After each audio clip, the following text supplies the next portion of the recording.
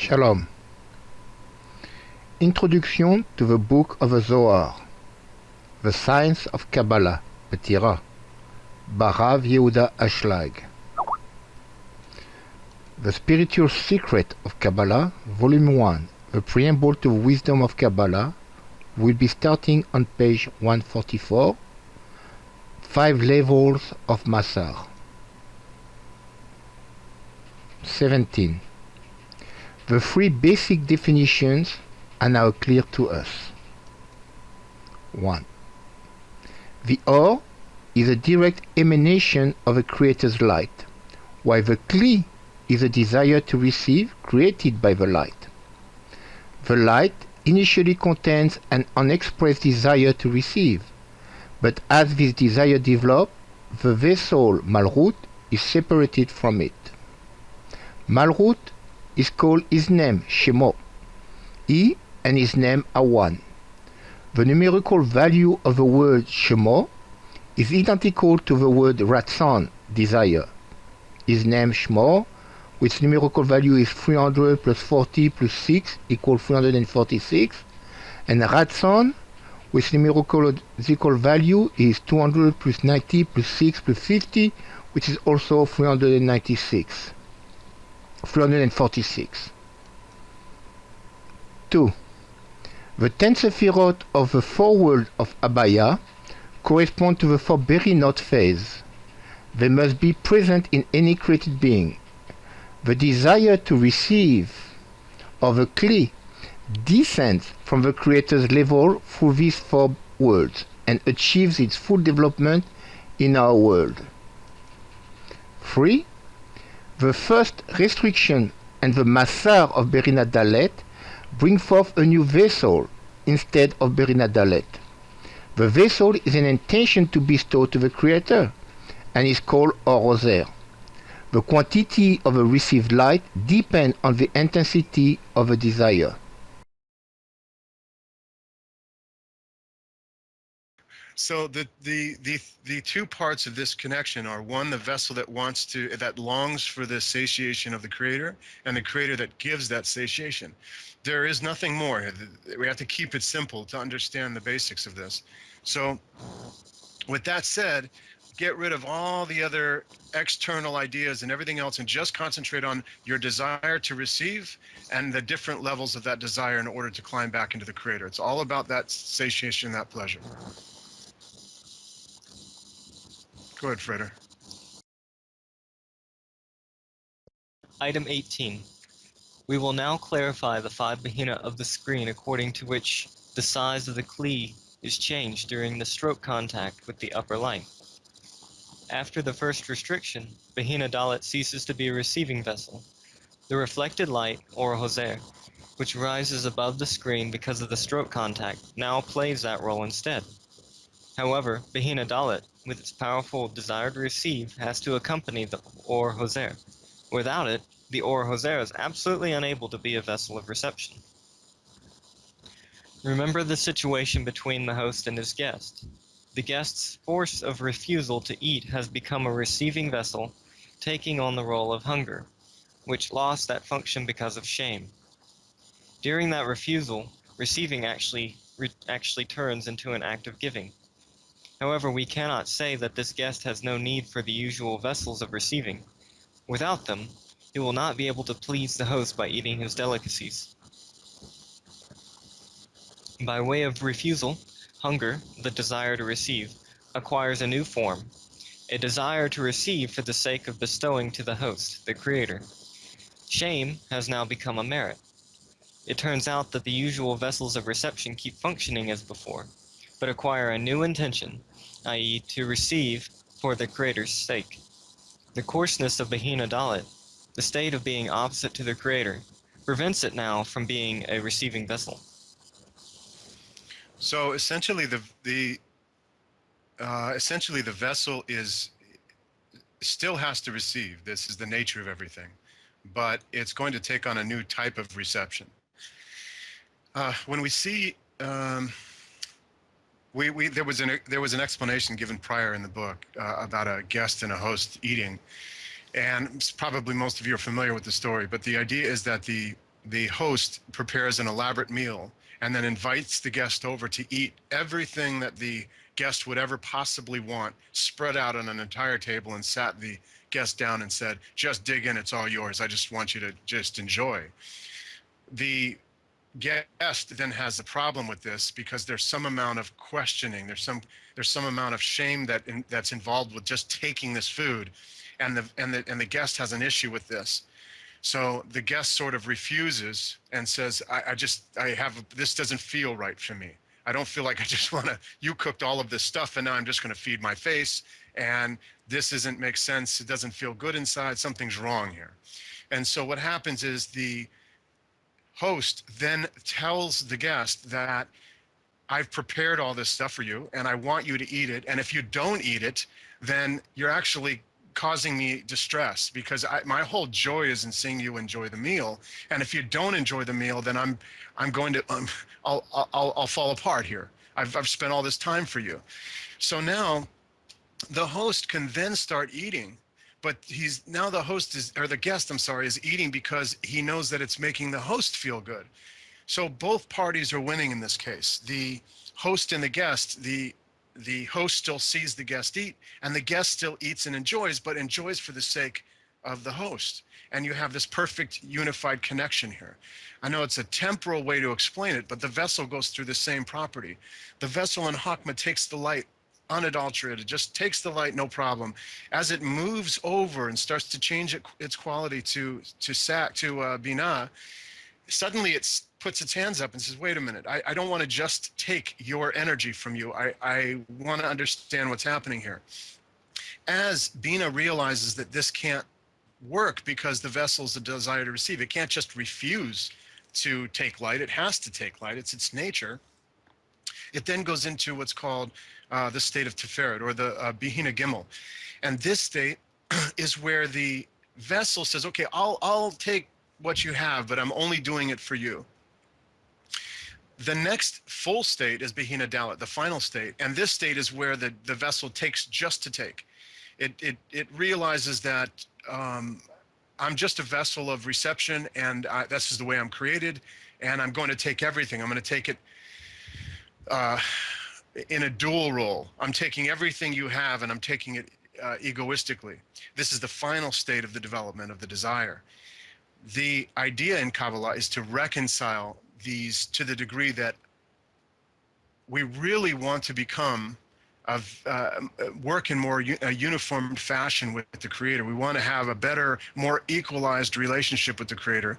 So going back, reconciling those differences allows us to, in fact, realize more pleasure, more filling, but in the right relationship. And this is like the growth of an infant into a child, into a young adult, into an adult whose relationship with its father becomes much different. It becomes much more of a friendship and a connection that's much more grand later in life than when it's an infant. When it's an infant, it just wants to take. There's no, just give me food. I don't care what you had to go through to get it, just get it. But as it develops here, it starts to acquire some kind of new relationship, and that's the evolution of the vessel. Go ahead, Frater. We'll read a little. All right. However, thanks to the screen set in Bihina Dalet, which hits and reflects the light, it takes a new form called the Or Hoser, the reflected light, while receiving turns into giving, as in the example with the host and the guest. Nevertheless, the essence of the form remains the same, because the guest would not eat without an appetite. Yet all the power of Bihina Dalet's desire to receive pleasure is included in the Or Hoser, making it a proper vessel. There are two forces always present in the screen. The first is Kashyut, the force of resistance to receiving light. The second is Avyut, the force of Bihina Dalet's desire to receive. Because of a stroke contact of Kashyut with the light, Avyut totally changes its properties, turning reception into bestowal.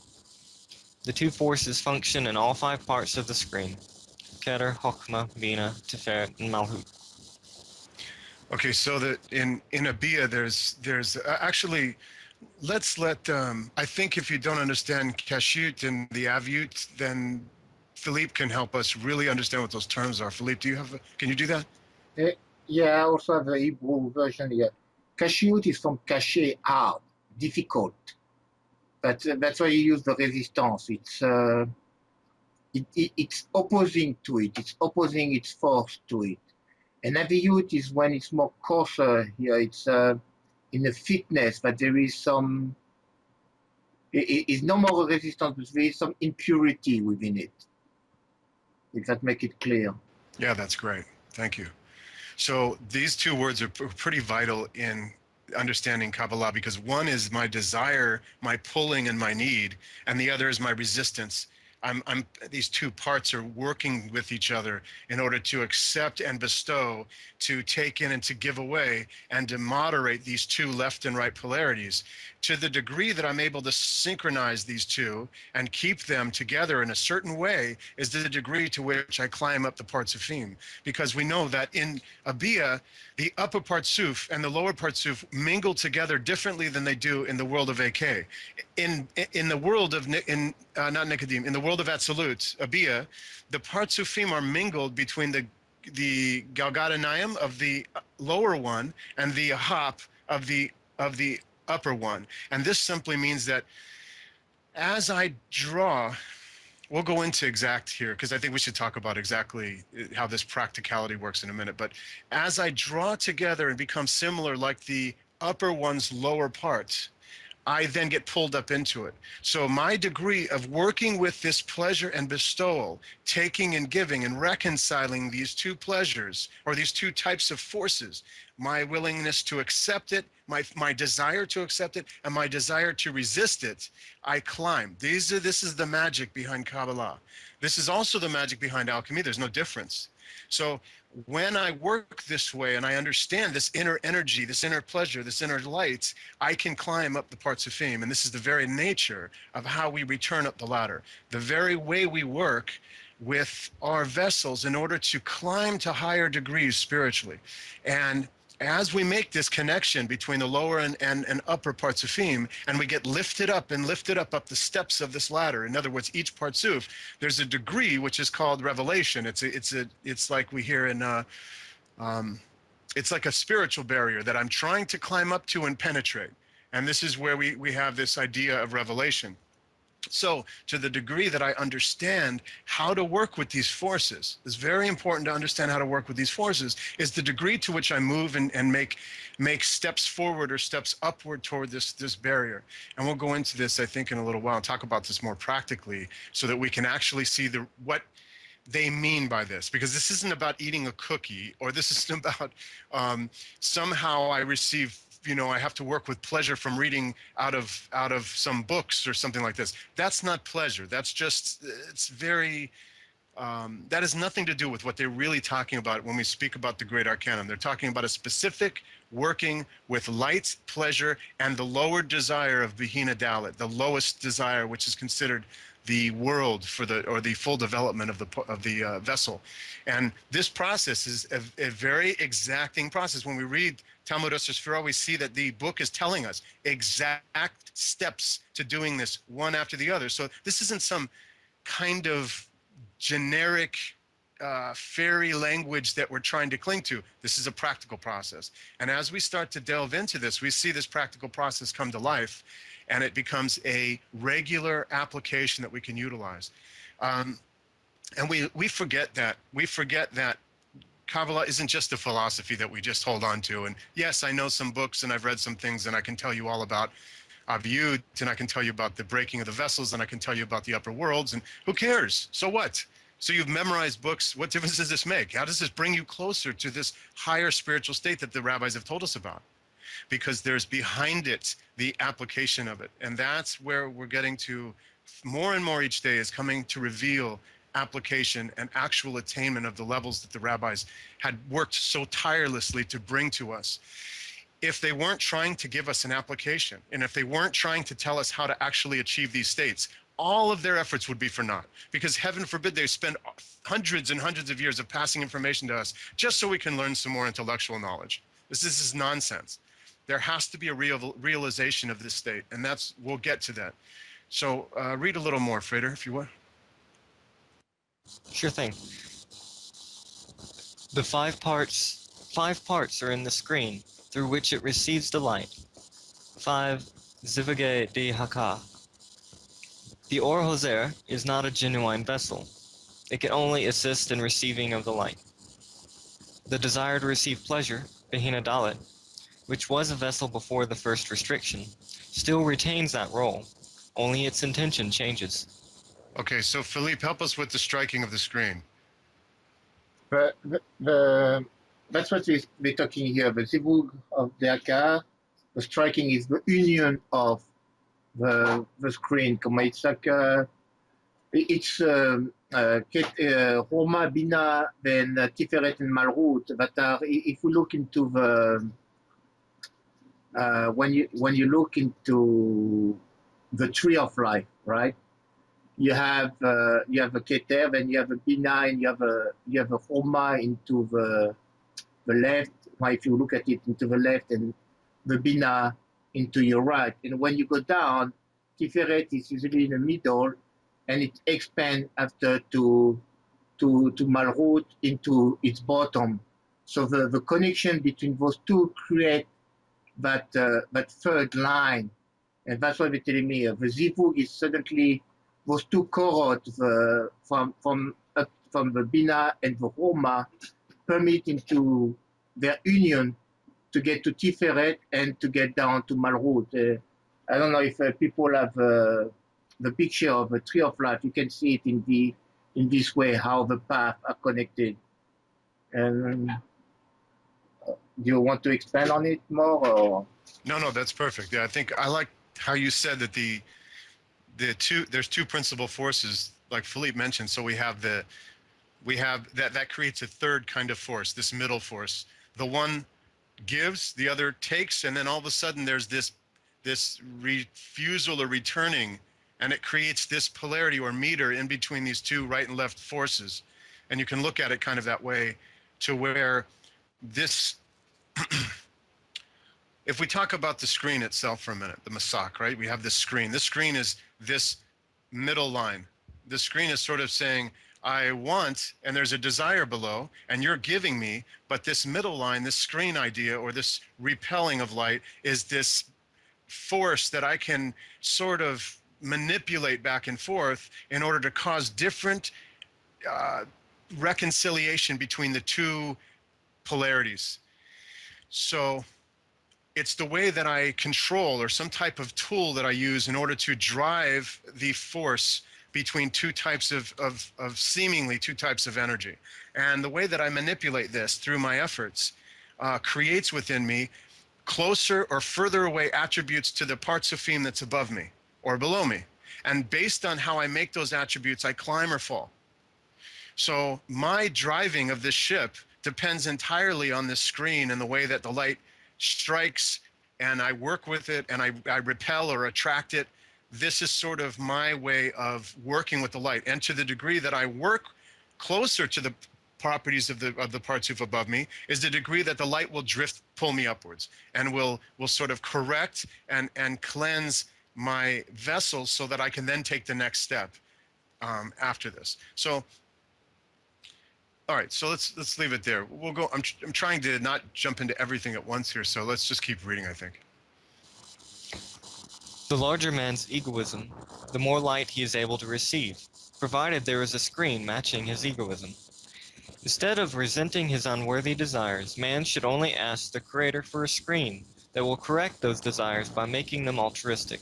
Okay, really, really powerful right here. The Rav is telling us. Very big key. Okay, the larger man's egoism, the more light he's able to receive, provided there's a screen matching. Okay, instead of resenting his unworthy desires, man should only ask the Creator for a screen that will correct those desires by making them altruistic. So when we're speaking about sex here specifically, okay, we're not talking about, and we brought this up because this is a great way to address this. We're not talking about celibacy. Celibacy is seeing my unworthy desire and refusing to correct it. I just simply walk away from it. It's like Celibacy is dangerous, is it not? celibacy is very dangerous. It's not using it. Celibacy is not correction. Celibacy is total annulment. You see, if we're to unify things, I can't push something away and say that I won't work with. That I won't work with because I'm not able to, or I think it's filthy. But isn't it that the Creator gave us all things, that we are to correct all things? This is the meaning of Gemar Tikkun, to correct everything, to make everything unified. So here's the problem.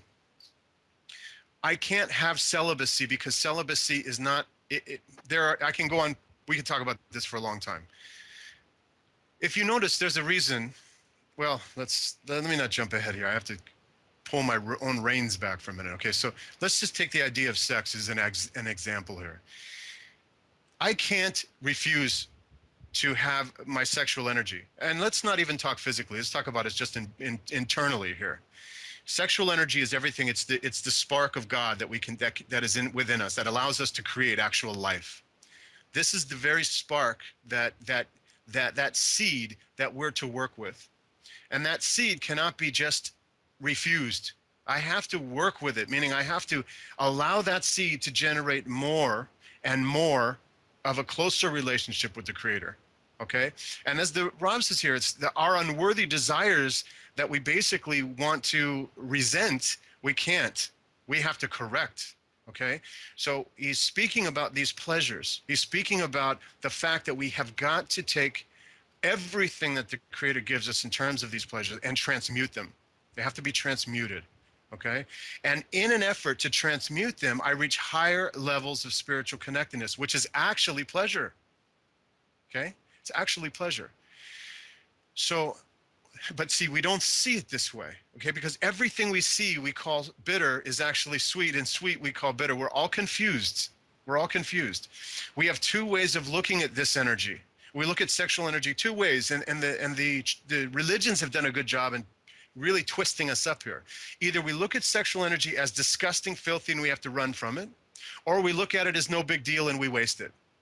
These are the two ways typically 99% of the population understands sexual energy. Now, every time we're given energy, we clothe it, and we talked about this, we clothe it mentally, emotionally, and physically, meaning in my body in some degree, my sensations. As I clothe this energy, I take the pure energy that's given to me and I use it for my own needs, okay? What the Creator is asking us to do is to take and harness that energy and use it, have it for us, just like the guest eating the food. The Creator doesn't want the energy back. He's not saying you have to give me the pleasure, because he's saying, I don't want the pleasure. I gave you the pleasure. You just have to eat it and enjoy it.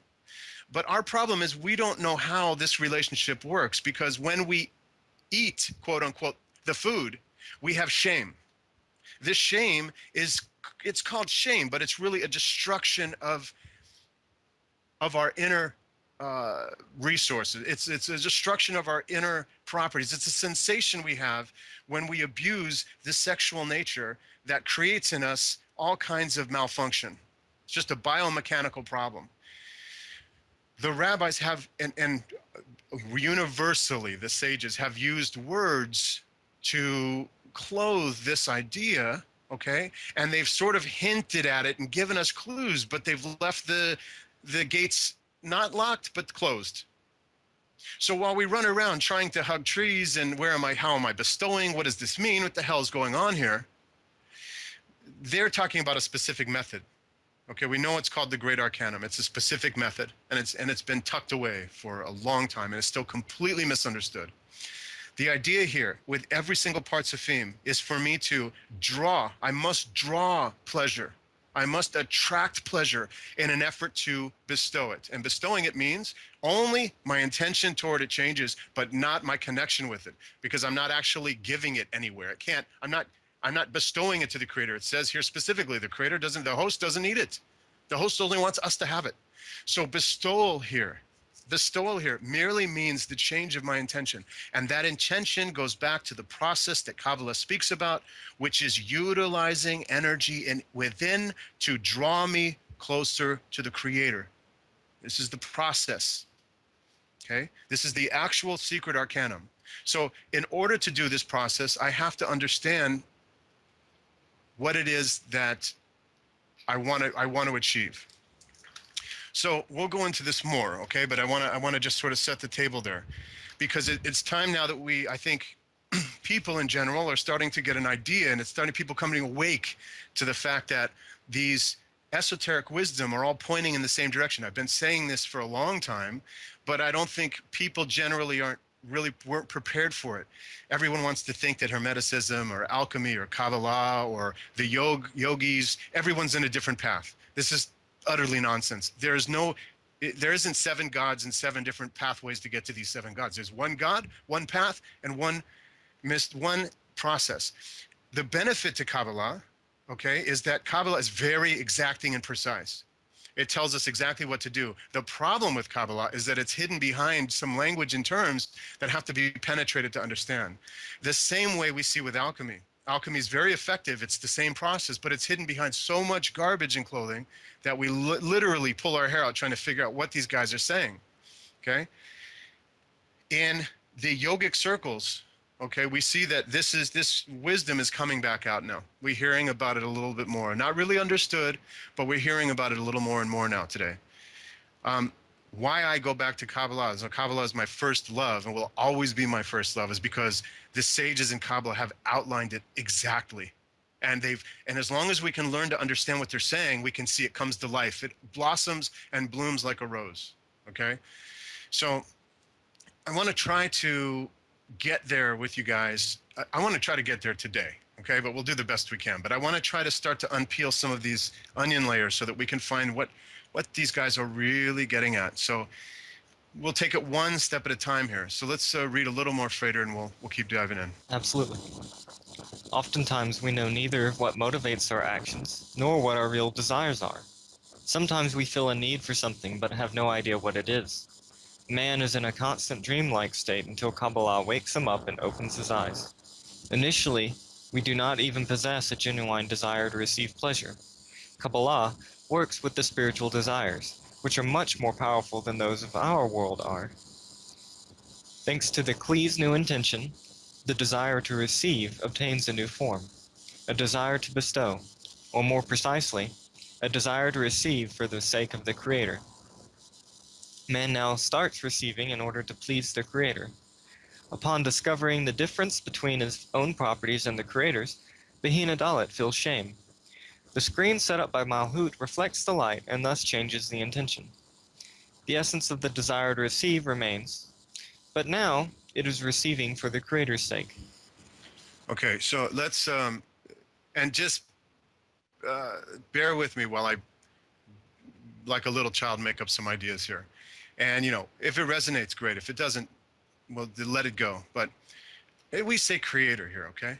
We're talking about the Creator. So I understand religiously, in all religions, there's an idea of a Creator, okay? The all, or even to a certain degree, a man with a staff that bangs people on the head when they're good and gives them a hug when they're bad. And this is kind of the idea of, the Christian ideologies. It's just some God there that just, sort of makes up his mind. And if you treat him good, he gives to you. But this is sort of childish. This is how we see we're growing away from this kind of God-like idea. There's no way that a Creator is going to act like we act. And this is how we act. The Creator is infinite. It's perfect and endless. So when we use the term Creator and understanding the Creator is infinite, this label is ridiculous, because what do you mean Creator? You mean everything in all of my reality, including my fingernails and the way I feel and my love and my thoughts, and this is all Creator? Yes, yes, yes. So then the next question becomes, what is bestowing to the Creator if the Creator is me and everything? Okay, what do you mean bestowing to? That implies that I'm taking something I have and bringing it to somewhere else that I don't exist, or that the Creator doesn't exist. This is nonsense. The Creator is simply my connection through this light energy to some source of it, which is everywhere. So me bestowing, this word bestowing, we can't fall into a trap here and understand that I'm going to make some kind of gift, package it up nicely, and bring it to someone's door called the Creator and leave it there. Any time that I take energy and not waste it for my own selfish desires, I'm bestowing it. Okay? Now, this sounds really easy, but we'll get into it a little more. If I'm not using it for the lowest desire called Bihina Dalit, if I'm able to mitigate Bihina Dalit against this need for it, the Kashut Avyut idea, then I'm bestowing it to a certain degree. Okay, that's bestowal. All right, now, there's a lot of practicality behind this, but let's just kind of set that table there. That's the basic concept. The idea that a creator is sitting behind some desk and where he's waiting for us to deliver something is nonsense. The creator is everything. So as long as I'm not taking it, as long as I'm not using it for that egoistic intention, it's becoming bestowing to a certain small gradual degree, more and more, at least in my intention of it, okay? And the light will come as I work with this process and increase my idea and concept of the creator by revealing it to me more and more. It comes to us as we go. Okay, so Frater, keep reading and we'll try to keep forging ahead here. Absolutely. Kabbalah is a logical science. Every phenomenon leads to a certain consequence, which in turn becomes a reason for the next, thus forming a chain of cause and effect connections. Our problem, however, consists in that we are not yet really connected to what we study. While reading about the spiritual worlds, the parts Sefim and the Sephiroth, we cannot yet feel them. Okay, so just to say, Kabbalah is a logical science. It's a big statement. Okay, Kabbalah is a logical science. It's not a philosophy, it's not a religion, it's a logical science. That means that I have to see results of my actions. Because in a science, I want to feel and see positive or negative results and put together my kind of synopsis of how the cause and effect happened and what the results were. So we have to look at it this way. So Kabbalah is not some philosophy that we're reading and just say, oh, I think that the worlds are like this, and I think that, there's these parts of fame, and this is light, and nonsense. If I don't experience this light energy, if I don't have a relationship with it that's driving me in a state of higher consciousness that I can feel and perceive, and there is a result there, then I'm not doing what this text is telling me to do. I'm just believing and having faith in some kind of idea. Oh, there's a grand upper world. They're making this very clear to us. So I just wanted to make that point.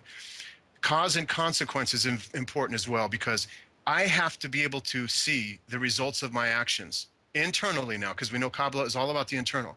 So I have to feel and sense and see the results of each of my actions in order to make the next step.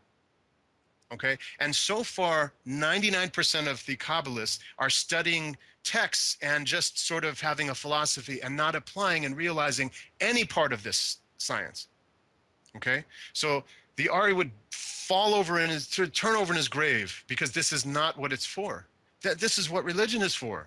Religion is sort of, I believe in God and God loves me and all these attributes I give to God, and this is my fantasy of how I think things are.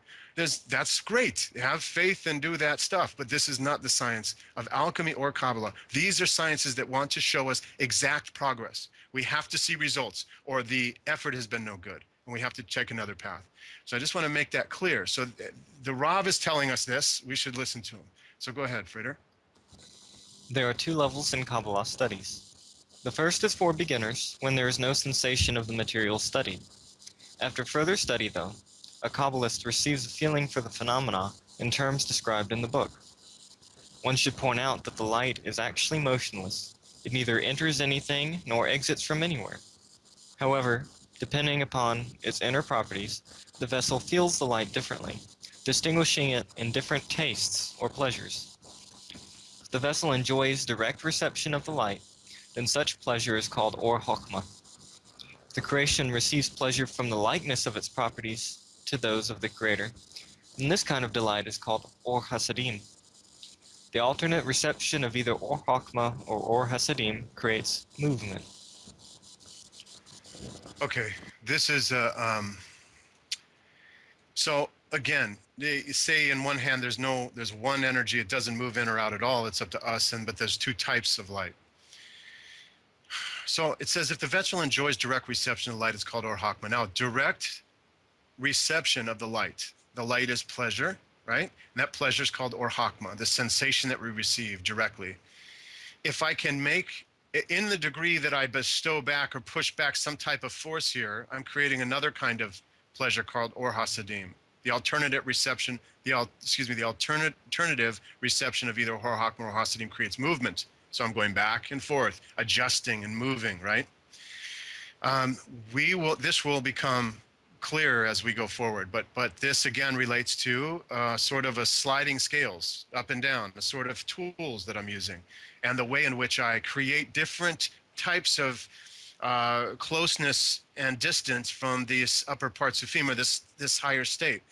And let's also remember that the parts of Fim, let's just take all the guesswork out of it, and just for the sake of argument, say the parts of Fim is an expanded state of my consciousness. And somehow I've grown out of my smaller state, and I've expanded myself into a larger state, and that larger state fills me with a greater sense of peace or some kind of connectedness. So as I go up the parts of Fim, I grow, my consciousness, my connection, and my peace grows, my bliss and my pleasure grow, and as I fall down those parts of Fim, my pleasure and bliss become suffering, and I get smaller and smaller. So this is like the scale we see fractally going up and fractally going downward, just so we can have a reference point. Go ahead, Freda, read on, please. Sorry to, because I'm trying to understand something. Is not the aroma will be only in prenatal level, when you reach the Kli can receive only direct reception of a light, which means there is no more, in a sense, the receiving is purely for the will to bestow. Is it not then only at the prenatal level, perinatal level, aroma? Yes. Then it's from the ascension. I'm speaking about the back to the ascension, right? Yes, you're right. And the Bihina Dalit, as it rises through the talk, it actually causes that pushing back. You can see, and Philippe, you know this, but I'm saying for everyone, you can see Bihina Dalit as this source of pulling and pushing pleasure, right? Because as it rises up to the higher states in the Partsuf, it's pushing, it's repelling, because it's not willing to receive, so it pushes back.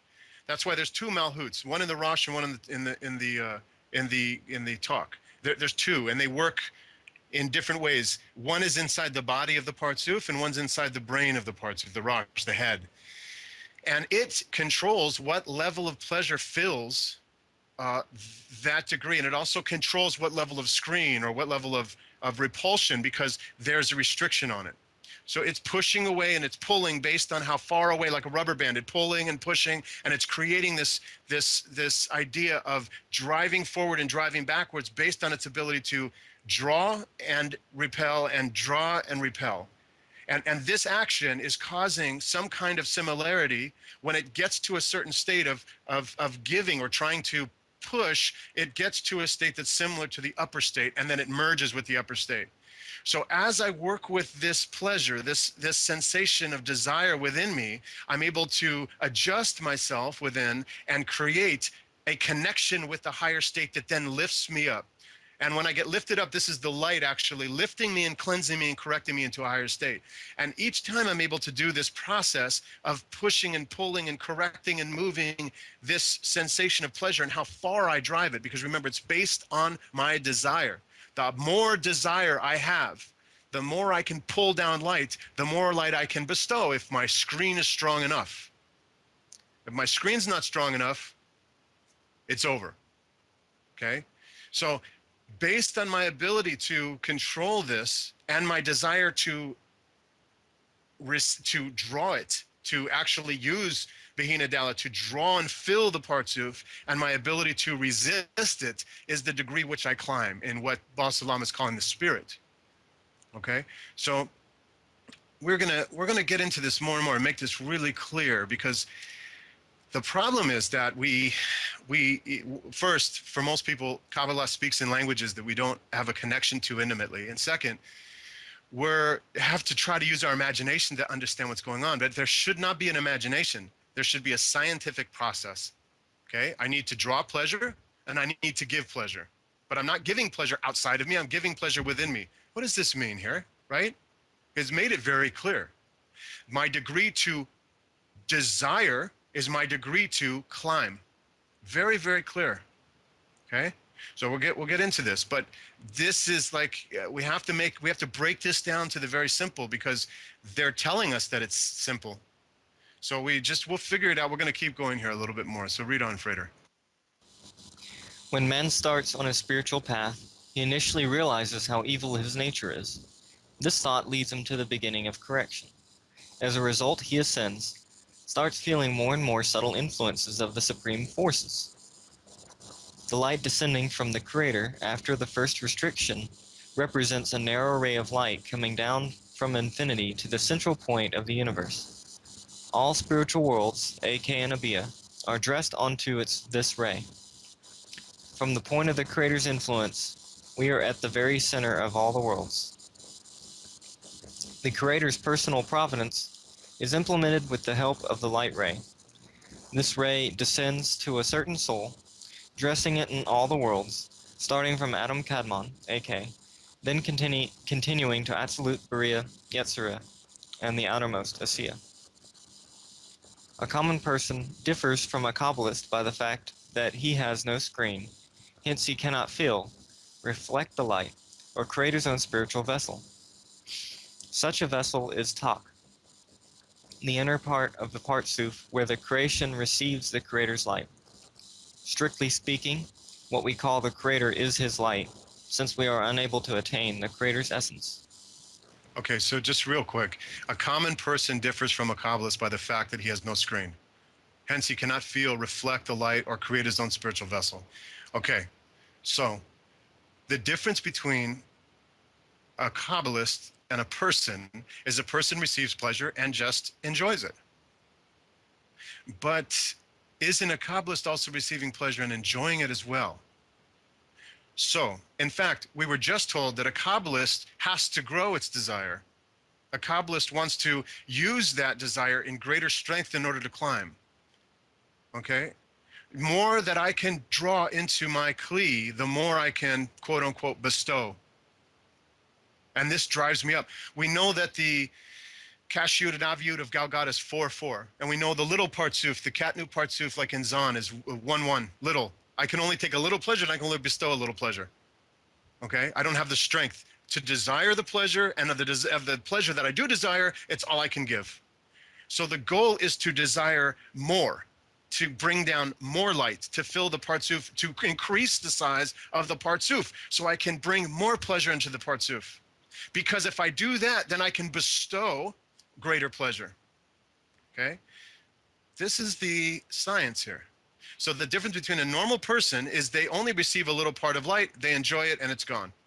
The Kabbalist understands that he can start to draw greater and greater and greater degrees of pleasure, because that allows him to bestow greater and greater degrees of pleasure, and this in and of itself allows him to climb the ladder. Okay? So we have to be clear about this, and we're going to get in. I'm going to keep giving more and more of this, but let's just start little bites here. So the goal then, as the Rav has told us, is that we have got to increase the desire of the Partsuf. And because we increase the desire of the Partsuf, we feel and sense more pleasure, actually. Because if I have 1 degree of pleasure in Zon, we'll use, Zon is fine. I have 2 degrees of pleasure in Yeshut. I have 3 degrees of pleasure in Avavi'ima. 4 degrees of pleasure in Eric Ampin, okay? That means I can give away more pleasure, but I also sense and feel more pleasure. So this is, as I'm getting closer to the Creator, I'm experiencing an overwhelming amount of pleasure, and I'm able to give an overwhelming amount of pleasure for the purposes of me climbing even further. All I'm doing is taking and adjusting and taking and adjusting in bigger doses. This is the path of climbing. The idea that we're refusing pleasure and we're trying to become, we're just giving to everyone else around us, this is not Kabbalah. This is not. We know that because Kabbalah doesn't go past our body barrier. Kabbalah only talks about what's happening within us, and Kabbalah is the only subject is pleasure, receiving and bestowing. That's it. So anything else is nonsense. I can sing, I can dance, I can be happy, I can run around. That's just good. That's just being a happy person. Kabbalah is speaking about passing a spiritual barrier. Its goal is to drive you up higher and higher to pass the spiritual barrier. That's it. Anything else is ridiculous. So we have to keep that in mind. So let's read more, and then we'll keep digging in slowly. The Creator influences all people as though they had never left the world of infinity, Ein Sof, i.e., they are in an unconscious state. Such an influence is called Derek Igelim. With the help of circles and spheres, i.e., through the general light surrounding the entire creation. The spreading of the light in the form of a circle signifies the absence of a limiting force, the screen. Man's task is to take. Philippe, will you help us with the Derech Igelim? The path of circle, that's exactly what Yafta is explaining, right? Is explaining that if for the light to be restricted, it's like a prism. When the light comes and if it's spread to all the sides, then there's no really restriction no more. It's like it's going everywhere. There's no, and that's why they're telling me that only when there's a screen, that's the difference between the regular people and the Kabbalists. The screen, the two forces that we add into the screen, right? The resistance to receive the screen and the aviyut, because my will to receive want to purify itself. Then that permit to really manage maybe the reception of a light. When into a circle, there's no management. I'm just basking into it. I'm just sensing it, but I'm really not aware of it. And that's why I think they're trying to make the distinction here. Beautiful. Thank you. All right, Freda, keep going. Man's task is to take into his own hands a partial control over his destiny, thereby becoming the Creator's partner. Then the Creator will no longer treat him as he does all other creatures, but individually, with the help of the light ray, the Rik Kav. In this case, man himself takes control instead of the Creator. Okay, so this is an interesting statement because it says that man takes control, which is a big thing to say here. But it means that because of my ability to create pleasure and bestow pleasure, I'm now controlling the steps and degrees and speed in which I bring myself to adhesion. That I'm now in the driver's seat to a certain degree. And the farther that I climb, the more of the driver's seat I get, because the more pleasure I get, the more I can work with. So just to beat a dead horse, the idea here is to grow the vessel to receive more pleasure and generate the strength to bestow that pleasure. But that pleasure isn't necessarily bestowed anywhere outside of me. It's bestowed within me to what we call the Creator. Okay, it's only my change in intention that happens, but it doesn't necessarily affect anything else. So I just want to keep that there. And then, yeah, let's read 19, please. Thanks. As stated, the first three Behina are not considered vessels yet. Only Behina Dalet is a true vessel. Since these three first Behina are the reasons, phases preceding the creation of Behina Dalet, it adopted their properties upon completion of its development. They were somewhat imprinted in it, creating inside of Behina Dalet its own four levels of the desire to receive. Everything begins with Behina Aleph, the purest, weakest desire to receive. Then follows the Behina Bet, which is a bit coarser and has a bigger aviyut than the Behina Aleph, i.e. it is a higher level of the desire to receive. Behina Gimel has an aviyut even greater than that of Behina Bet. Finally comes the turn of the Behina Dalet, which has the largest aviyut, i.e. the greatest desire to receive. Its desire reached the highest, most perfect and ultimate level. It should be pointed out that the root, Shoresh, of the four Behina is Keter, known as the highest of all, and the closest to the Creator, which also left its imprint in Behina Dalet. Thus we mentioned all five levels of the desire to receive, included in Behina Dalet, which are otherwise called Keter, Chokmah, Bina, Tiferet, and Malhut. The three Behina preceding Malhut are called the light. Only Malhut is the Kli, for it wants to receive for its own sake. As a result, it becomes a separate, independent part. The previous Behina are not separated from the Creator, hence they are defined as the light. Okay, so just for a real easy little idea here, let's say that Behina Dalet, this vessel, this true vessel, is sitting up at Keter, and there is nothing happening in the vessel, in the Partsuf. The Partsuf is dead, essentially. As Behina Dalet draws down and starts to fall into Aleph, Bet, Gimel, Dalet, or Hakma, Bina, Tiferet, and Malhut, it's drawing down an emptiness, and that emptiness is a desire. Okay? The light then is going to come fill up the Partsuf to the degree that the desire is generated. Okay? And the ability of Bihina Dalet to mitigate that drawing is the degree to which I take the properties of the particular Partsuf I have similar properties with. When we look at Zon it just has one part. It doesn't have anything to draw with it. It only has within it the Keter. Okay? It draws from Keter and goes to Hakma, and then the next Partsuf goes to Bina, in essence of what it actually is, the idea of its properties within it. It doesn't have much to draw from. How much desire can I get? Well, only so much. Why is that? Because I don't have the vessels within me that are big enough to draw the kinds of pleasure that would bring me into ecstasy and spirituality. So they have to be developed. So this is a process of developing the Partsuf into greater degrees of enjoyment, pleasure, and satiation of light. The more light and enjoyment I can get, the more I go through life in bliss. That's the goal, right? Closer to God means that I have no longer am I even separated. I'm close to God, so close to God that everything is great. I see no disparagement, there's no duality, and everything is unified. And I'm happy and in bliss, and I'm high as a kite. This is a big kli, because I'm able to draw down properties so similar to the Creator that I'm able to get very close. And since I did that, my level of pleasure is extremely high. Now, of course, this is an infinite thing. This goes on forever. There's no finish line with the Creator. And that's a huge gift, but another story. But while I cannot enjoy to this level, I limit myself. Okay? I limit myself. And as we fall into this world, where they say like the Kabbalist and the normal person can't really enjoy this much.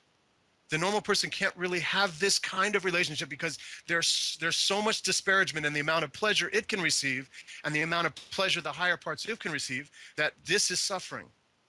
The general mass sort of sits around and says, well, I just, I'm fine, I guess. I don't have any zest for life. I don't feel like I'm living high as a kite in the spirit. I don't have any of this. I just sort of live. I go to work. I hope I get a raise. My wife's okay. I don't know. This is much. And the biggest enjoyment I get is maybe fishing with my buddies on the weekends, right? This is a normal person. There's no relationship inside spiritually to connect and grow. And this is called spiritually dead. Okay? So we have to learn how to create within ourselves that, to be reborn within ourselves and climb the ladder, meaning to make within myself a greater, bigger, stronger, more full of light, energy, and pleasure. And in order to do that, I have to follow what the Kabbalists are telling me in terms of building this kli. Okay? The ultimate goal is bliss. Never forget that, because the Creator is in perfection. That means if we're in perfection, we're in bliss, happiness, overflowing joy, and love. When we're away from this, we feel the opposite: suffering, lack, fears, and on. Hate, anger, malice. Okay? So what Kabbalah is trying to heal us and drive us into receiving not only endless pleasures, but closeness to the Creator, and that's called bringing God into this world. Okay? And when I'm in this state, I'm able to radiate light. Okay? In this spiritual state. The Yud, we're speaking about Yud K Vav K, the letters. So the Yud, the Yud has three parts, really. There's the top of the Yud, which is the Keter, the body of the Yud, which is Horma, and his tail, which is Bina. And that's why we're learning that this is the most connected to the Creator. The A is really represented, that part that is coming down to the light. And in a concept, Bina, it's really to represent, and that's where it's missing here. We don't call that as a part, but that's that expression. The top of the Vav, which is represented Tiferet has 2/3 into its upper, and the rest go down to the 6 emotional Zerer and Pin of all the Tiferet, Netzar, Od, all of them before Malchut. And that's what represents the Vav which has the 6 value. But each top of the Vav, when you design a Vav, there is a little top of it. this is that part that is connected to Tiferet as a part into the upper part, and that connect to the lower, which A represents that Malchut, and that's why only Malchut really has the capability to receive. Remember before when tests we were learning about the Kav, like here they're telling me the difference between the Kabbalists and the non-Kabbalists. The non-Kabbalists receiving Derer Igulim, for everything is encompassed within it. I can receive it, I'm not restricted. And the Kabbalists receive Derer Kav from the line, from a really directed, it's very directed. Like we learned before also in Rassidut, but there is a providence that is a general providence, and that's why we're speaking about the Derer Igulim, and a providence that is pratit, that is individualistic, and that's what we're speaking about here in the Derer of the Kav. And that's according to, all of it is according to the same Havaya. So the Vav that descends to Malchut is really what the top is Tiferet, and all the rest are all the Stirot that descend from Zerer and Bim into Malchut. I hope I don't make it too complicated, because sometimes I know that I get technical, but That sounds great. I mean, for me, I don't know if anyone else could understand what Philippe was saying, but that's a great explanation. I appreciate that. Pauline, I'm sorry, Frater, before you go on, we just want to,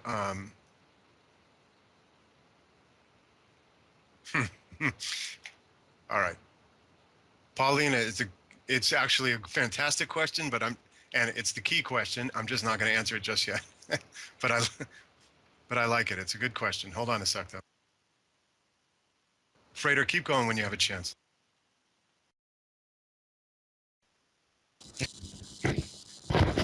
When the last phase, or Malchut, is completely filled with the light, it begins to fill the properties of all the preceding Behina. First the adjacent Tiferet, then Chokhmah, which created Bina, then the source, Shoresh, and finally the overall thought, Keter. This means that all the previous properties of all the Behina are included in Malchut and influence it. It is then Dalet di Dalet, i.e. the last part, Dalet of the entire Dalet, in all the previous properties it acquired from the light.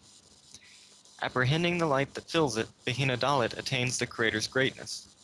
It discovers in itself the striving to become similar to the desire to bestow, to the way the Creator does it. What is to bestow? The Creator is the source of the light. The Kli cannot bestow anything, it can only intend to do so. The Creator created the desire to receive, the rest being just different degrees of it.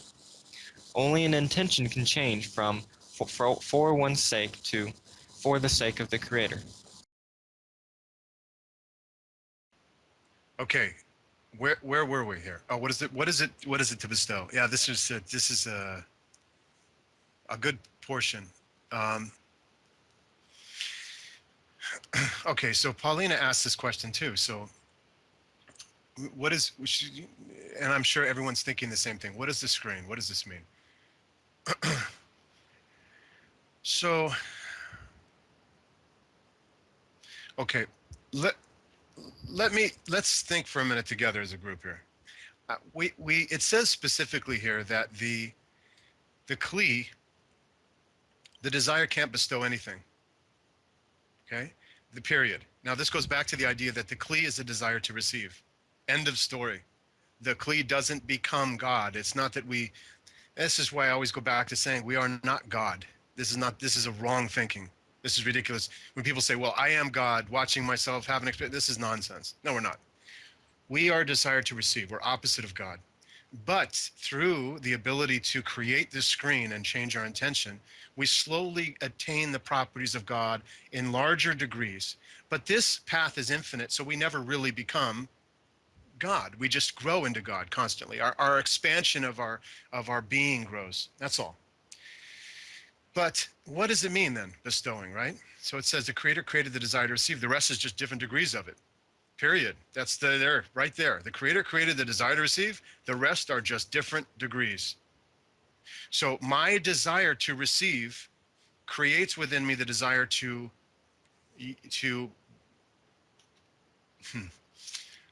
bestow. So what is bestow? Bestow means that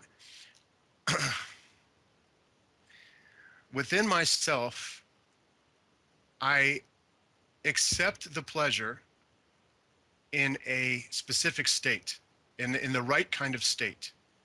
I have to feel the pleasure and I have to desire the pleasure, but I also have to maintain some type of willingness to balance it. Okay? So let's talk about this. My ability to receive pleasure and my ability to refuse pleasure, I'm receiving and refusing, is the degree to which I grow or fall. If I receive pleasure without any conscious thought behind it, I fall down to the bottom, what Philippe was telling us, Dalit di Dalit, the very baseness, spiritually dead. If I'm able to mitigate my reception and my bestowing force, my intention, I climb, I grow, okay? So let's talk about this practically for a minute. Now,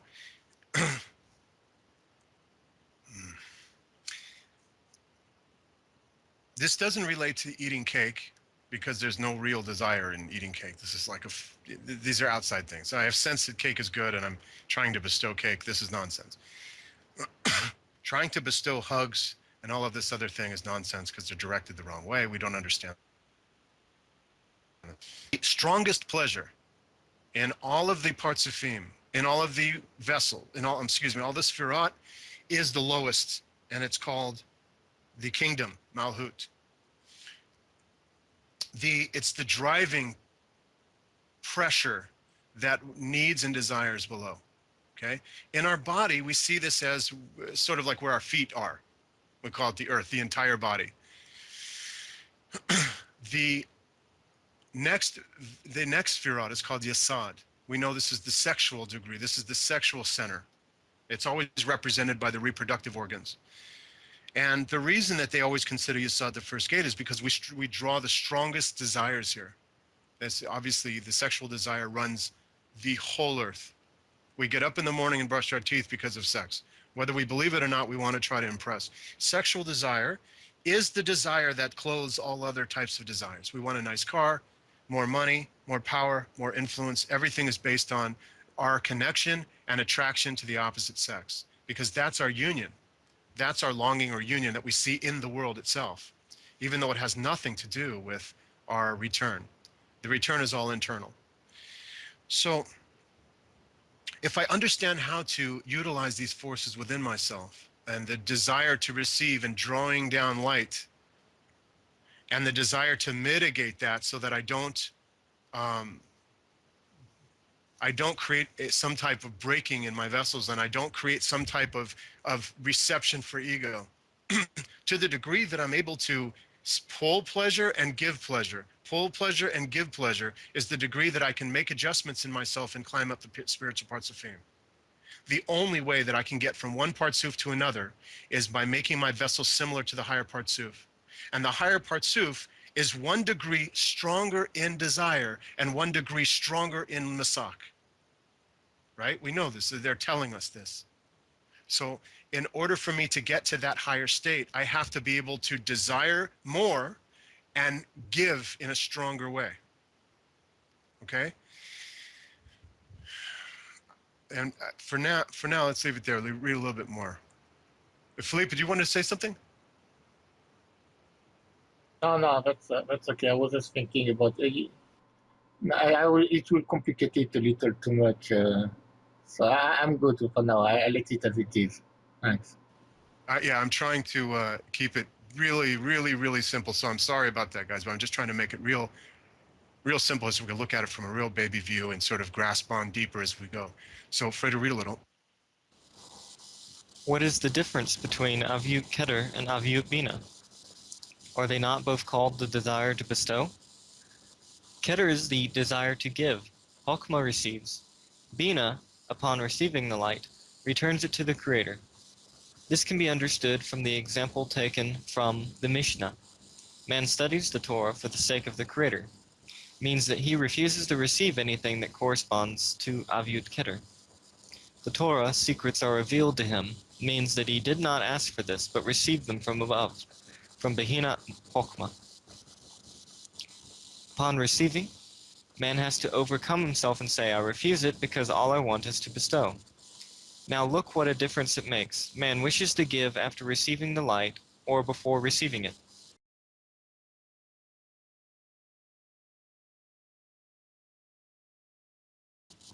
Okay, so the long pause there made me. All right, so upon receiving, man has to overcome himself and say, I refuse it because all I want is to bestow. Now, they're starting to go into kind of a process here. Look what a difference it makes. Man wishes to give after receiving light or before receiving it. Okay, it's true. This is a major part of this process. Yeah, if I can try to help, Yeah. maybe a little. Jump in. I'm being Because careful.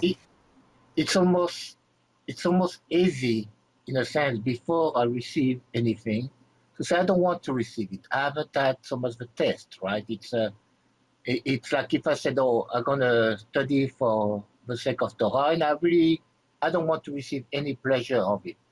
But now when I receive it, when I discover or I'm understanding so much of the Torah, I'm receiving all that light. Now to say no, I don't want it, it's a lot harder.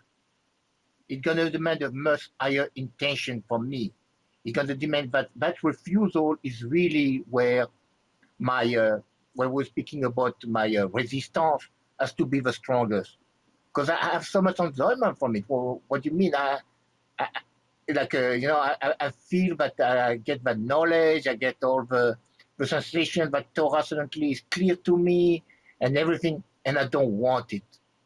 Because I didn't do study Torah so I can understand it, so I can have the knowledge of his secret, but because I wanted to please my creator.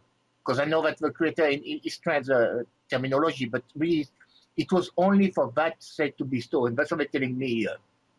There's a great difference between refusing before I receive anything than refusing it after I have a taste of it. And when I know how pleasurable it is. That's all. Yeah, that's great, Philippe. And we talked about this. I was going to mention earlier when we were talking about the sexual desire and the difference between chastity and celibacy.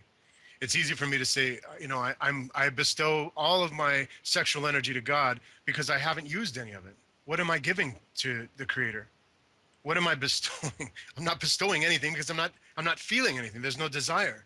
But when I'm engaged in sexual intimacy, it's a whole different ballgame to start thinking about this process, right? Because now there's a connection. Now I'm driving and desiring and longing and pulling light into the vessel. And now for me to mitigate is much tougher. I have to learn how to work with this. Now we come to the idea of the screen and the desire against the screen. Okay, so this is why I said earlier, when we look at it this way, celibacy is just me saying, here, God, you can have this.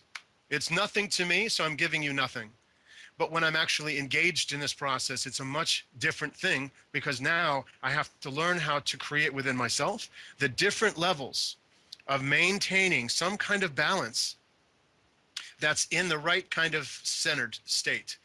Taking because I have to take, and giving because I have to give. And the more that I take this pleasure, the more I can give it, the higher I climb. That's it. And the more I can take and the more I can give is the degree to which the strength of my screen. Okay? When I can draw down, draw into the talk pleasure, and I'm able to push that pleasure out, I change my properties and climb. When I do this in stronger and stronger degrees, I'm climbing up the parts of Fim because I'm adopting the properties of giving and I'm including within them stronger levels of desire. Now, I'm saying this very basically and sort of rough, but chew on it, the idea here, because it creates a good example. The next question will be, or should be, how then do I develop will? How do I develop the screen? Is this my job? Am I supposed to create within myself a stronger screen? No, it's impossible actually, okay? It's impossible. The only thing we can do is desire. when we take the place of when we're given a screen, we're able to drive into the higher parts of Fim, and that higher parts of Fim will correct us and give us a stronger screen and the ability to desire more pleasure. It gives us a bigger Kli. So as we drive up the Partsuf and the Partsuf gets larger, we have more room to fill it with pleasure. But we also have a little stronger screen there. Okay, this is part of the correction process. As I work this process, as I work this path, and I'm desiring more strength of pleasure, the strongest desires of pleasure, and I'm able to mitigate them and bestow them, I'm larger and larger parts of Fim and cleansing, cleaning, correcting, transmuting, whatever you want to call it, in bigger degrees and driving into the Creator itself. Okay? So this process is actually detailed in extreme ways in Talmud Esser Sfirot. When we get into it, we're going to see that it actually walks us through some very important things there. But generally speaking, the only thing I concern myself with is how much pleasure can I draw, how much light can I draw into myself, and how much light am I able to give back? It's the ebb and flow, the inhale and exhale. It's my ability to draw down pleasure and push it back and draw down pleasure. This is my degree to which I climb. And because when I start in a very small Partsuf at the beginning of the work, I can't draw that much pleasure because I don't really have a screen to work with it. I'm very weak. I'm little, called Katnut, a small little child. I don't really know how to do this yet. I just try and work a little bit and I get stronger and stronger. But what happens is I become much stronger. And because of that the Creator has given me a stronger screen, I receive more light, more illumination. This light, by the way, comes in the form of vitality, health, consciousness, focus, spiritual intuitivity, knowledge, knowing. All of these things come with each degree of the Partsuf. So as I'm driving up, I'm generating that idea of da'at, that knowing, that can only be given to me from the Creator. Okay? Those are the benefits of becoming a bigger spiritual Partsuf. I'm becoming closer with the light, and therefore it's reflecting in me all of itself. All right? So, yeah, go ahead. If I can, you know what, when we're speaking about the Aviyut of Keter, the difference between Aviyut Keter and Aviyut Bina. So they're telling me that Aviyut Keter, at the beginning, what I'm saying, and really it's almost like impossible, but I just want to give to the Creator. But though that's not Kabbalah, and that's why the second part, having Bina, that when I receive the Chokhmah, I must be able to then refuse it. Which means I must be able to receive it, but I'm receiving it because I want to be able to giving it. That's the distinction that we're trying to make here. I can say, you know what, I don't want to receive nothing. I just want the Creator. I want to just give to the Creator. But really, that's so-called, I want to study Torah for the Lishma. That's for the sake of His name. But when I start to receive that Or from the Creator, then I have to be able to really now, I'm receiving it, I'm sensing it, but I have to be able to return it, which is what Roser was speaking before, when we're speaking about the screen, then the Roser get around and it be able, then I'll be able to permeate to all what's around me. And that's what here we're trying to, that small distinction that is necessary to be able to perceive in the art of receiving, because Kabbalah is really the art of receiving. It's not that, oh, I don't want to receive nothing. That's not what Kabbalah is about. It's I have to be able to appreciate what I'm receiving, but in a sense that I'm receiving it not, but I don't want to have an enjoyment out of it. And I think it's what I said first, maybe more than enough. But the difference is, one is I just want to give, and the other one, I'm receiving, but I want to be able just to bestow it. Because I have to receive it to be able to bestow it. Yeah, that's a really good point, because there's an idea here that there's an inverse relationship between the vessels and the lights. So in the smallest state, like Philippe mentioned, I don't have much to give and I'm giving it all away isn't really the process. This is like we see just a real pious monk. who just says, oh, I want nothing. I receive no pleasures in this world. I receive no pleasures anywhere. Everything I get is to God. But you're not giving anything to God, really. You're just refusing everything. And this is the opposite of what we're trying to do. God is actually saying, I want you to enjoy. I want you to have the highest form of pleasure. I'm trying to give you the most ecstatic form of pleasure you can handle. So the idea is then we drawing down into the Partsuf stronger, and stronger levels of light until it's completely filled. So this idea of annulment and pushing things away, the idea of celibacy and the idea of rejecting and repressing things is against the structure of creation. The structure of creation is all of it must be enjoyed 100% and beyond. The only problem is you can't do that because you don't have a vessel big enough to enjoy it. Okay, so let's read a little more and I'm gonna let everybody go while we finish up. Oh, hey, can we come back to Clint asked some very, very good questions. I saw him. Okay. Hey, is there real quick? Sorry, guys. I've done a lot of reading, and I've kind of been out and about. Not just doing my own thing here and there, but in the study, and I've been coming a lot of these Sadhguru posts and things like that. Is it possible, or is there a difference? I know we're talking about it here and now, of how to receive, how to bestow, and the steps in the process. But is there really a difference between giving and receiving? I know Roz is probably following me, but is it possible to give without receiving, or to receive without giving? Is that possible? You mean just on your own, or are you talking about externally? You mean just within yourself? Well, okay. Well, anything that I take or receive from you, naturally, I'm either obviously bestowing or receiving at the same time. Just as you, if you are giving, you're naturally receiving by your giving. So is there a difference in Yes. these steps, in the end result? You remember that? Go ahead. When we learned in test last time about the matrimony, that if a wife was bringing the matrimony to the husband because he's great, usually the husband should be the one bringing the matrimony and sanctify her. But because it is the wife, so-called, by so-called giving it, she's really receiving as much. So I see what you're trying to say here. But even if I so-called give something, I am receiving something. And if I receive something, I'm giving pleasure to the person but giving it to me. So there is a very fine connection, is one and the other. And I think there into that matrimony concept, into the sanctity of the woman, because the person is so important, so honorable, but it's almost such a joy to be able to do it for that person. And I think that's what they're trying maybe to say, and I don't know if that's why you bring it up here.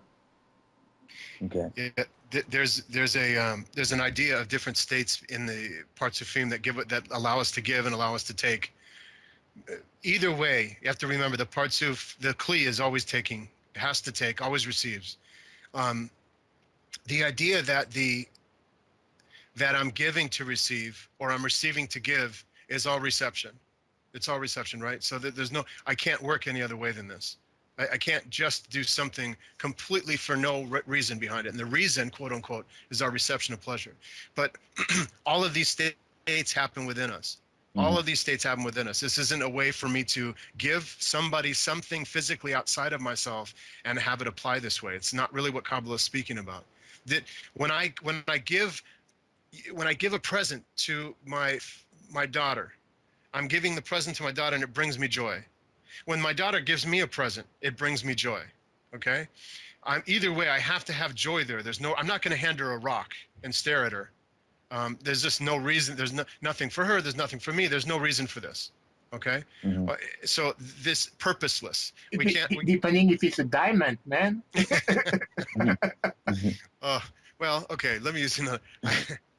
Well, you know what I mean, a block of wood. Okay. So the point is that this is a kind of an external thing rather than an internal thing. We get confused when we go out into the world because there's no way for us to make a distinction between these outside things. So really, when we're talking about inside, Kabbalah is speaking about inside only, and that inside is me receiving pleasure. I have to be able to draw pleasure, and I have to be able to mitigate how I accept it and how I give it. This is an exact process. It's an exact process. This isn't a confusing external thing where it's like, well, I hugged this guy. Okay, well, Am I let's see. closer to God? Okay, so the internal structure of you receiving, that's an internal state. So right now I'm pretty calm and I'm relaxed. But if I wanted to receive an intense amount of feeling or pleasure or whatever, I can stand up, I could start jumping, singing, and dancing. And now, does that mean I'm drawing the light, or am I? You see what I'm saying? I'm invoking a pleasure Yes. Yeah, state here, let's inside of talk about that. Yes, you're right. You're right. So you get up and sing and dance, and suddenly you're feeling some amount of joy. Okay. Right. You've created within yourself some amount of joy. You've pulled down some light. This isn't really considered spiritual light. This is considered it's really the nefesh into trying to touch your spirit here to some degree, but it's really such a small line of light that it really doesn't apply to when we're talking about spiritual reception. Spiritual reception is an overwhelming blissful state that doesn't need any jumping. It actually puts you into almost an annulment. That the state that I receive when I actually have a relationship with light is almost annulling. It almost overpowers me. I have to be this is why we have to have a screen, because when it starts to overpower me and I start to go unconscious and receive from my ego, I have to have the awareness, the screen, the strength to stop that, to bestow and keep myself in the center. It's drawing me toward this pleasure and bestowing me into this state that I have to literally stop it. And the strength to which I stop it and the degree which I call it back down is the degree to which I climb. Everything else in our imaginations about having this great music, I listened to this great band, it was spiritual. This is utter nonsense. No, this is not spiritual. This is what's called the kav, the line of light that comes in and gives us basically temporal bodily joys. Okay? We're talking about a supernal sensation of light that penetrates us and brings us to a state of almost unconsciousness. Literally drawing me until I'm hypnotized by it. I think I was there last night. Hey, I have one comment. It can actually physically arouse you. It can sexually arouse you. It can tell you all kinds of different thoughts that you could never fathom otherwise. It's incredible. That's right. Absolutely. So it's so overwhelming to us that we have to mitigate it with strength. So I desire it, and it's so overwhelming that I have to be able to, I have to know when it becomes overwhelming that I have to know to push back. No, push back, relax and push back, and then receive again and relax and push back. I have to be able to create this state where the pleasure, the spiritual light we know is different than worldly pleasure. The spiritual light is overwhelming me. I have to keep myself in a state of balance with it. And I can't go over that. I can't break those vessels by going over that state like what happened in Ab and Sag. I have to stop that. That's my resistance. Mm-hmm. The degree to which I can draw and stop, the more pleasure I can draw and stop, the higher I grow. Okay? So the more I can fill my vessel, but stop before I become broken, is the degree to which I can climb. Now, here's the problem. When I'm doing this, I only have a vessel so large based on the state that I'm in Kabbalistically. So the Kabbalists can speak about Partzufim because they know exactly where they are in that line of Partzufim. I can only speak about those states when I'm in those states and able to draw, but that vessel limits the amount of pleasure I can take. The pleasure I can take in Yeshut is much more than Zon, but it's not as much as Ava V'Ima. So when I'm stuck in Yeshut, I can only reach the certain amount of pleasure based on my screen, and that pleasure goes back to the Creator, what we call the Creator. Okay? Mm-hmm. I need to be able to create within myself a larger vessel so I can achieve a higher state of bliss and be able to bestow that higher state of bliss. Okay? So Kabbalah is about growing my vessel to receive more and more and more ultimate infinite pleasure for the purposes of me, because I'm a vessel to receive, and the purposes of connection with the Creator, both. I can't do that from dancing around my house. This is worldly pleasure. I can't do that from being excited by a new car. I can't do that by falling in love with somebody that, I think I like. Doesn't happen this way. We're talking about an internal only presence of the Creator's light that's revealed to us when we take on the true and practical path. So this is why you'll hear Kabbalists say that we're not going to understand what the light is until we actually build a relationship with it. So I have to be able to draw a certain amount of pleasure to pass through into the spiritual vessel and create within myself that spiritual vessel, and then start drawing and mitigating lights more and more and more, driving me up further and further the spiritual path until I cross that spiritual barrier.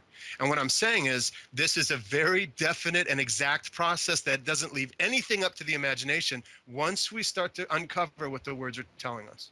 Okay, Especially in Talmud Esther Sfirot. we have, okay, so we have the structure and the steps, and we have our strength, we have our screen. However, the bigger the desire, the bigger the strength, or excuse me, you were talking earlier about having, we know that as we grow spiritually, the ego grows with us. It doesn't go away. The Right. bigger I want to be spiritual, the bigger my ego gets. Now, how does this relate to I have a Okay, desire. I know what you're asking. I know what you're asking. So let's say you're asking me, how do I move from one state to the next state if my ego grows with my desire to receive? Yeah, I mean, yeah, because like there's that strength. I can't take the kingdom by force, but I want to have that desire for spirituality. So I'm desiring and I'm desiring and I'm, but when does that line come into play? A, you can't take it by force, but B, you need to have a big desire. Because in my actual work comes, if I want to move from one partsuf to the next, I'm using the general terms now, okay? If I want to move from one state, Zon, to Yeshut, I have to draw every amount of pleasure into Zon, the spiritual pleasure within myself, every single amount of pleasure that I can handle, and refuse the last part of pleasure, okay? Because all of it gets pushed out to the Creator in bestowal. When I do that process, I move into the next partsuf because I take the properties of the higher partsuf. So at that last stage of accepting pleasure before I'm receiving it egoistically. Egoistically is Behina Dalit. Okay? Before I receive it egoistically, I then give it away. I then bring the vessel up the partsufim, going from Behina Dalit, Gimel, Bet, Aleph, and Shorish, emptying the vessel and relieving the vessel of pleasure, and I immediately move up. This is the only effort I have to make on my part because it shows that I want to go forward. It's my desire, my whole prayer. Right there, I've made my prayer. My prayer is that I'm going to stop and bestow everything I have within me, absolutely bestow it outward. And because of that, I've created the Aviud Kashut that needs to be attached to the lower ahop of the upper partsuf, and I get pulled up. If I do not stop this process of receiving pleasure before I get it egoistically, which is the Behina Dalit, in other words, I fill the whole partsuf and I cut it off there, and I drive it up to the next partsufim, then I stay where I'm at endlessly. Okay? But when I would like to just say this, but we're going to be... Just say it. Damn it, I know where we're going. I'm trying to... The point is that I want to... Okay, so as long as I'm able, we know that the egoistic reception is in the final vessel. Right. Total egoistic reception is in Behina Dalit. We know that. Okay. As I fill the partsuf, I can fill the Rosh calculates what it can handle, and then the talk fills up as Malhut drives down. It starts to fill pleasure into the body. Okay. There has to be a stopping before I get to the ahop, before I get to the egoistic vessels of reception. If I'm able to stop that pleasure and then bestow the rest, I move up. That's it. I move up because I've taken my Galgata Naim has assumed the properties of the upper ahop, and I move up in spiritual stature. What does that mean? That means now I can receive more pleasure. I have a bigger vessel. And now the choice is on me to do the same thing again. Draw in more pleasure, cut it off from ahop, and move up into Yeshut. Now I have a bigger, I can draw more pleasure, and I then cut it off at the ahop and move into the higher partsuf. When I do this to the degree that I break into the Gar de Bina, I pass the spiritual barrier. That's it. Okay. Right? Okay. All right. Now, so I'm not going to go too much farther in this, but but let's just kind of sit on that for a minute. And I don't want to keep you guys. I don't want to keep you guys too long here and just babble away. So if anyone has to go, just jump off the phone. I'll stay for a few minutes more. But let's read a little more, okay? It soaks in. We need it to soak in a little. Yeah. Absolutely. Item 20.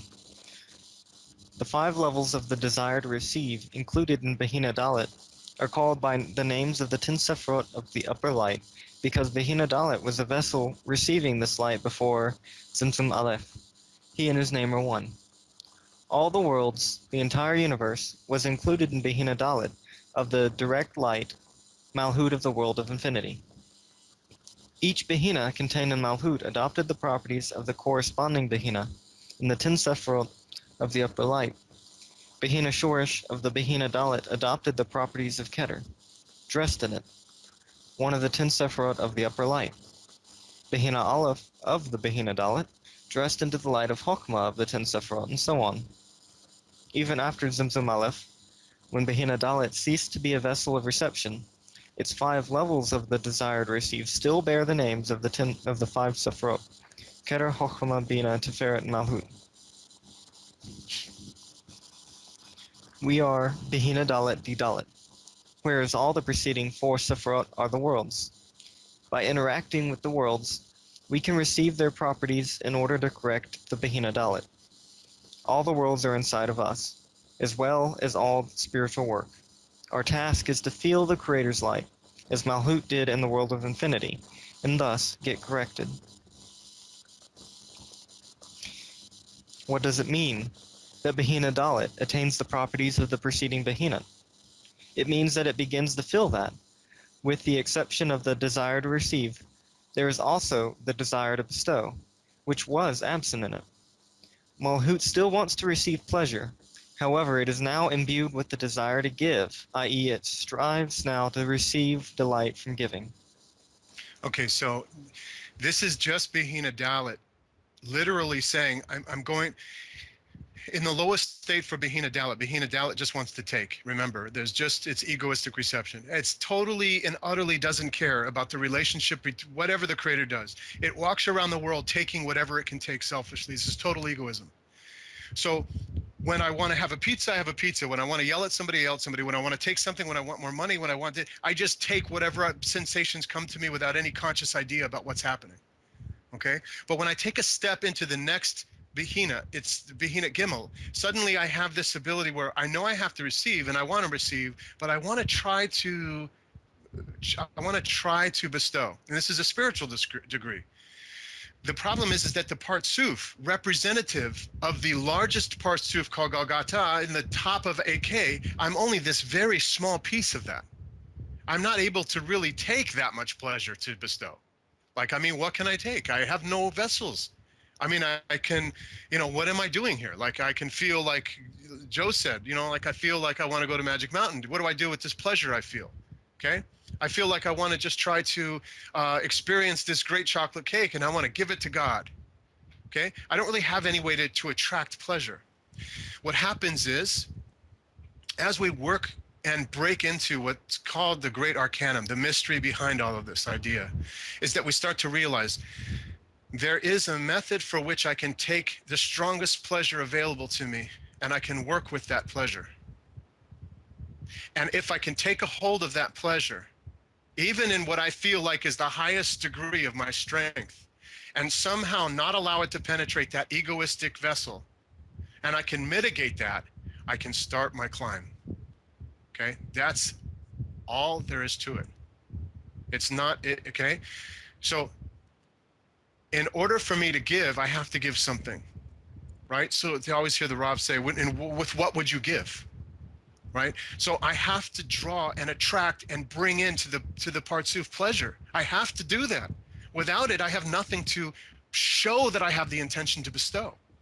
And so we know in the Partsuf there's a second restriction, and the lower ahap is the place that I must cut off myself. That's my limit. That's why Tess is important, because it absolutely defines that limit.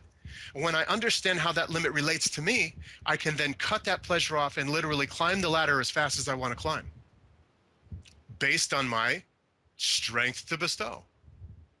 Okay? All other ideas about Kabbalah, about everything else is not science. It's not finding cause and consequence within ourselves. Anything that has to do with anything external is not Kabbalah. Kabbalah is simply my ability to draw the biggest amount of pleasure and stop it before it hits that second restriction, so that I can take the properties of the higher Partsuf and grow, expand, and climb. For the purposes of spiritual revelation, that's the real thing the rabbis are telling us. And this is exactly what Ari's telling us, and this is what Baal Salam is confirming in his comments.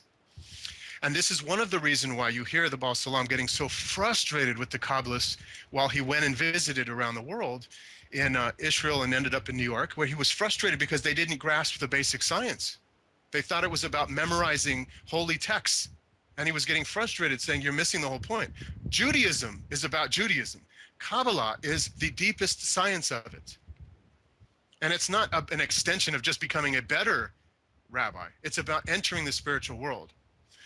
And this is why we have to understand, we have to remind ourselves constantly, if I'm really going to study the mystical, esoteric wisdom of alchemy, Kabbalah, Hermeticism, yogi, anything like that, anything like that, I have to have the ability to perform scientific cause and consequence within inside me, and I have to be understanding what I'm doing in a practical way.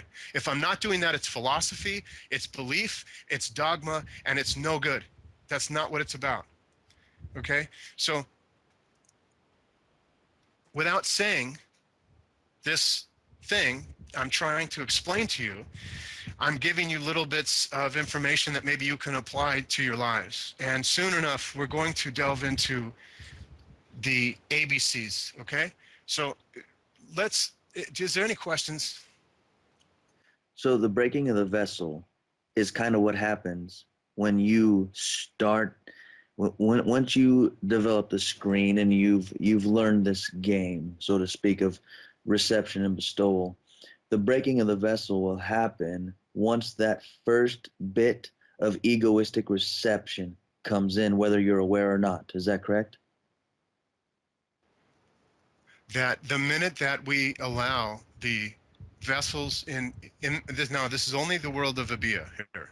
Okay. Because AK is different, but the world of Abiyah, the second restriction that's supposed to be made, where Philippe was saying that we have 1/3 of Tiferet and 2/3 of Tiferet, that restriction there, okay, has to be kept. If I can keep that restriction, in other words, just enjoy on the top part of gar and not the lower part of a hop, my gar will match the hop of the upper partsuf, and I'll drift into it.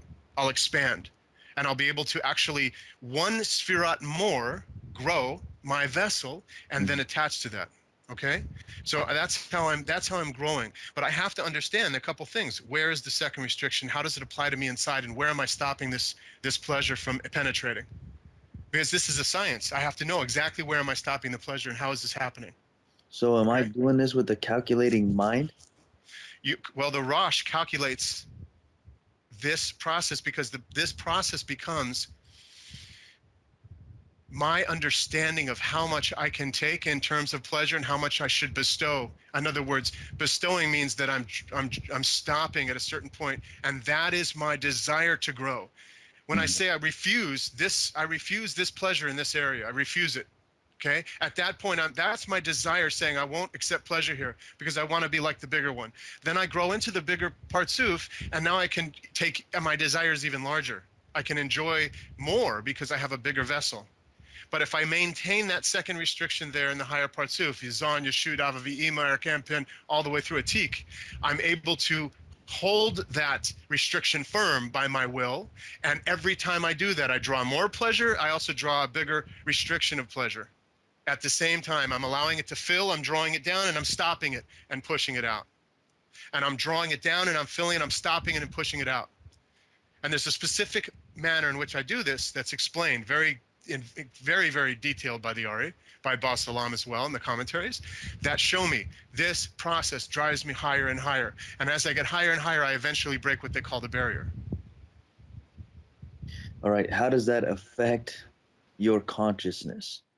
Because you do this obviously through changing your inner properties, and you can do that through meditation. And, just as Kabbalah connects the dots with alchemy and hermetics and everything you've taught, it has to deal with us, our brain housing group, our emotions, our sensations, our five senses, and our bodies and mind. So let's each degree that I grow in the Partsuf, it's making major changes within me, in my experience, in my sensations, in my vitality, my focus, my knowing. Biggest thing is the spiritual side. Because the higher I drive, the closer I become to source, the stronger light penetrates me, the more I see and know. It's not that I'm somehow learning something. It's that because I'm adopting stronger light, I'm just knowing it. It's just clear to me. It's something that's not left brain. It's something that's not right brain. It's not a calculation. It's just it's permeating me to a degree that I just know it. It's just clear. And it allows me then to climb to the next degree. And then I open a new veil of knowing. This is why the highest rabbis in history that are most regarded are these spiritual giants. Because they've been able to attain such a high level. They had this knowing of God that everyone else, all the Talmud would go to them and say, teach us. Because we're not close to God like you are. You have some kind of divine light that penetrates you. You get everything. I mean, spill it to us. And so this is the idea that we need to grow this way as well. And we have the ability to do, every single person. It's not just that we have the ability. We're asked to do it. It's part of the purpose of creation, to get closer to the light. That is our goal here. That's why we're clothed in a body. There's no other reason. Okay? So we can pretend like, it's to do, I'm a plumber and I have a family and I'm supposed to help my children. This is nonsense, nonsense, nonsense, nonsense. The only thing we're doing is expanding our ability to satiate into the light further so that when we die, we don't reincarnate. Because if I don't know and have a relationship with the light, how do I expect to go to it after I die? I can't. So while we're here in this world, we have to use the body in order to grow. And we use the body through the reception of Bihina Dalit, which is the lowest form of pleasure, and returning that pleasure back to source. And in doing that, I'm driving up toward the light. This is it. That's it. Okay, now we can get into the specifics of it, but this is the basic bottom line concept. And I know that many people will say that you can't disclose these things, but we can now. Now's the time for us to start becoming active today, now. And the idea of keeping everything hidden and concealed and keeping everything away from people, that's ridiculous. Now it's time for every person to take responsibility to decide, do I want to move into a happier, more peaceful, more spiritual space in a bigger vessel, or do I want to stay where I am and enjoy the world? It's my choice. And each person decides. But without the option and without understanding it, it's sort of not very fair. So anyway, I didn't want to get off on a big rant, and I apologize for all that. But I think it's important that we start to open our eyes to what's really being asked of us, what's really being presented to us by the Ari, by all of the great Kabbalists, by Baal Salam and all of his work he's done for us, and all their efforts to push this knowledge forward to us so that the secrets become revealed and we can apply them practically in our lives to achieve higher states of consciousness. We have to cling to this. We have to use it, and we have to understand that this brings us into knowing, and that's the point. We're not to be in darkness anymore. We have to be illuminated. So I have to create within myself higher degrees of that illumination. I can only do that by this process. That's it. And everything we hear in alchemy, I can tell you, is exactly the same thing. Okay? Everything in the yoga is exactly the same thing. Everything Christ taught, the spiritual rebirth, being reborn, okay, is a lower desire. You can't have a birth without sex, period. Okay? So the ideas behind this are universal. The Taoists, they talk about the exact same process. It's just that it's all been clothed and hidden and retarded and put in ways that we couldn't understand, and it just skewed and manipulated. All right? And so there is a process of us awakening out of this funk we're in, where we're just wasting this eternal energy we're given, and we're just not using it correctly. We've forgotten how powerful we can become and how far we can soar and how much love and how much illumination we can attain and how much joy we can attain. Our vessels get bigger. We suddenly are filled with bigger and bigger filling of joy, of love, a connection. But it can't just come because I think I have it or I want it or I'm run around saying how much I love people. It has to be applied. It has to be through a process. Otherwise, none of the rabbis, none of the sages would have wasted the millions of pages of spilled ink on all of this stuff. They would have said, well, you know, you just sort of do it and they'll figure it out. It's a process and we have to learn it.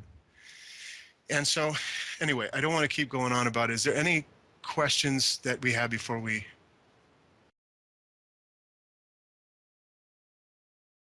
All right, I love you guys, and we'll talk later, okay?